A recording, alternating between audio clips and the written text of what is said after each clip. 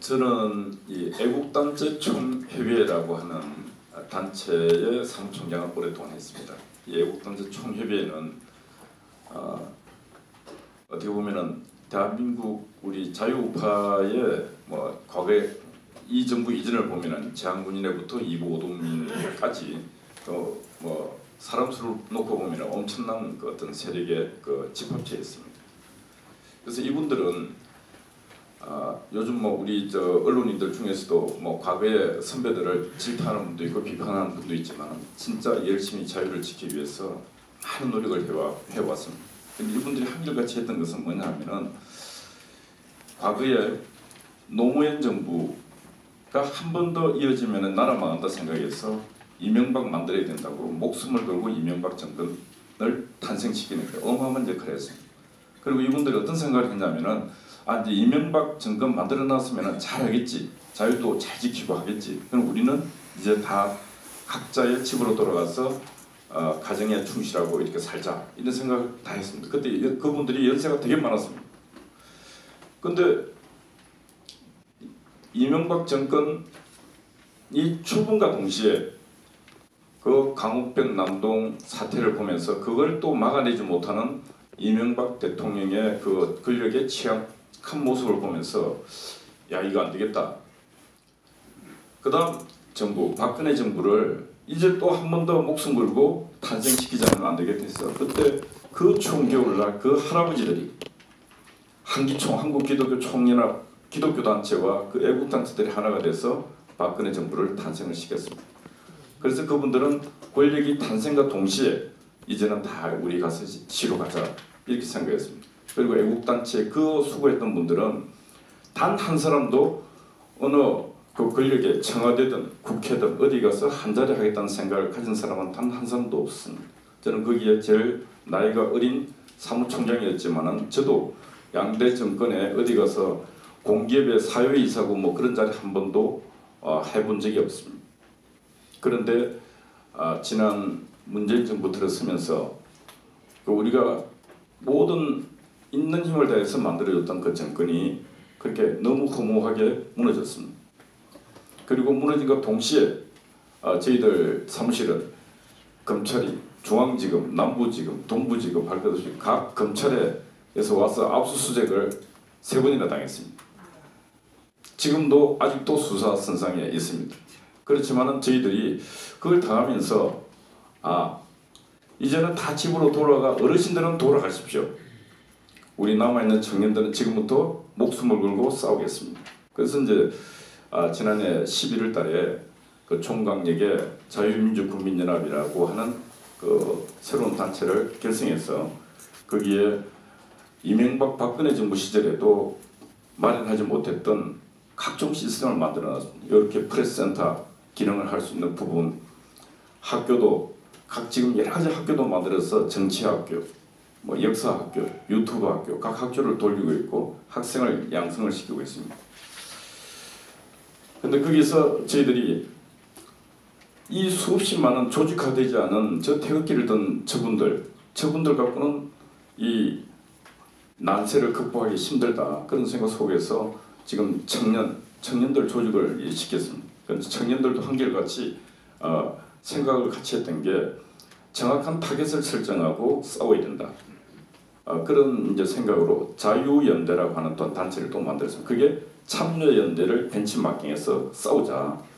그래서 지금 하나 둘 싸우고 있는데 아까 우리 김태원 변호사님이 민주노총 무섭다 그랬습니다. 그런데 거대한 집단, 지금 100만 명의 회원을 갖고 있지 않습니까? 정교조가 거의 3만 5천, 4만 명의 회원을 갖고 있습니다. 민변이 1000여 명 변호사 조직을 갖고 있지 않습니까? 이 집단적 무력을 갖고 있습니다. 다들 어마어마한 힘을 갖고 있습니다. 제가 뭐 시간이 없고 하니까 이 부분에서 제가 원고를 쓰면서 한 가지 생각했던 것은 참여연대를 혹시 돌아가서 한번 보십시오. 참여연대를 아주 자세히 나름대로는 제가 연구해서 써놨습니다. 참여연대는 회원이 거의 14,000여 명이 한 달 들어오는 돈이 한 2억에서 2억 5천 정도 그 돈을 매달 쓰면서 그 활동가들에게 1억 3천, 1억 5천 정도 회비를 월급을 주면서 쓰고 있습니다. 그래서 저는 이 단체들 볼 때 다 무섭지만은 제일 무서운 집단이 참여연대 집단이다. 거기는 두뇌도 있고 행동할 수 있는 행동력도 있고 다 있습니다. 그래서 지난 우리 MB 정부를 공격했던 그 강우병 그때 모든 움직임은 참여연대에서 기획하고 실행까지 했습니다. 그리고 그 협동처장 안진걸이는 그 책임을 지고 감옥을 갔다 왔습니다. 그런데 그 강우병을 세상을 어지럽혔던 자들이 이번 세월호 받지 않습니까? 똑같이 했습니다. 거기에 안진걸이 참여연대가 그것도 깊숙이 들어가서 다 했습니다. 그래서 우리가 여기 모신 모든 교수님들 우리 또 정치하신 분들 민주주의 책에서 배운 민주주의는 뭐냐? 대의정치. 그런데 저쪽 인간들은 민주주의는 대의정치라고 생각하는 자들 거의 없습니다. 거의 플러스 광장정치. 우리는 이 광장정치를 잊으면 안 되는데 현실은 광장에서 모든 게 변화가 일어나고 있습니다. 그런데 광장에는 아무도 안 오지 않습니까? 이 세상 지금 세상이 온전하고 정상이 되려면 광장에서 전쟁을 해서 이겨낼 때 이 세상 바꿀 수 있습니다. 그런데 광장을 두려워하지 않으면 이 세상 절대로 안 바뀝니다. 그러니까 지식인들, 우리 국회에 지금 한국당에 있는 국회의원들 광장에 어떤 모습으로 나갈 것인가를 고민해서 광장을 나와야 됩니다. 그 광장에서 맞짱을 떠서 이겨낼 수 있는 게 되어야 됩니다. 아까 민주노총이 무서운 놈들이 했는데 무섭기는 무섭더라도 하나도 무섭지 않고 그건 허상들입니다. 왜 허상들인지 제가 몇 가지만 간단하게 실려드리면서 마치도록 하겠습니다. 이영주라고 하는 민주노총 사무총장이 있습니다. 그 구속영장이 떨어지고 했는데도 안 가고 지명수배가 떨어지는데 어느 날 이 정권을 탄생시킨 그 힘을 갖고 집권 여당 민주당 당사를 장악하고 거기서 단신 농성을 했습니다. 그런데 그 경찰도 구경만 하고 있습니다. 아무도 민주당에서도 그 건들지 못했습니다. 우리 청년들이 가서 112 신고를 했습니다. 지명수배 떨어지는 현행범이니까 체포하라고. 경찰이 안 잡아갑니다. 112 신고를 계속 그래서 집회를 했습니다. 어쩔 수 없이 이영주를 경찰이 잡아갔습니다. 그 다음 장옥기 건설노조 위원장입니다. 데모를 해서 마포대교를 다 막아버린 놈들입니다. 지명수배 떨어졌습니다. 경찰이 또 안 잡아요. 힘이 워낙 강하니까 못 잡아가잖아요. 거기 우리 청년들이 가서 아까 말했던 그 자유연대 청년들이 가서 한 달 동안 그 앞에서 집회를 해가 끝내 장옥기를 수갑쳐서 감옥으로 보냈습니다. 왜? 현행 법을 실행하라고 경찰도 압박하고 사회도 압박하고 해서 감옥을 보냈습니다. 그 청년들이 지난해 4월 달에 제가 지금 실례드린 것은 행동하면 세상 바꿀 수 있다는 것입니다. 성주 사드 현장에 2016년 사드 장비가 올라가고 난데 식량이 공급이 안 됐습니다. 식량이 공중으로 공급이 됐습니다. 그때 우리 청년들이 4월 달에 가서 그 성주 현장에 사드 장비가 다시 올라가게 만들었습니다. 그 좌파 집단하고 싸웠어. 그리고 5월달에 내려가서 그 성주 뒤덮고 있던 현수막을 절반을 철거했습니다. 6월달에 내려가서 나머지 절반을 철거했습니다. 지금 성주 사드 현장에는 현수막이 거의 없습니다. 이 청년들이 가서 법을 갖고 다 해서 모든 걸 힘을 갖고 다 정리를 했습니다. 그래서 제가 말씀드린 것은 목적을 정확하게 설정하고 행동을 하면 세상은 반드시 바뀝니다. 지금 우리 청년들은 오늘 이 시간에 강주 금남로에 가서 전일 빌딩 앞에서 집회를 했습니다.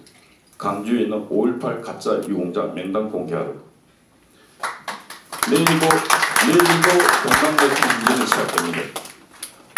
그런데 강주가 변하고 있습니다. 엄청나게 변하고 있습니다. 강주 시민들이 박수를 치고 있습니다. 그래서 저는 내일 내려가서 거기서 연설을 합니다. 어떤 제안을 할 거냐면은 호남인 명예 회복을 위한 국민연대 등 국민 단체를 한 개 만들 생각. 호남인들이요.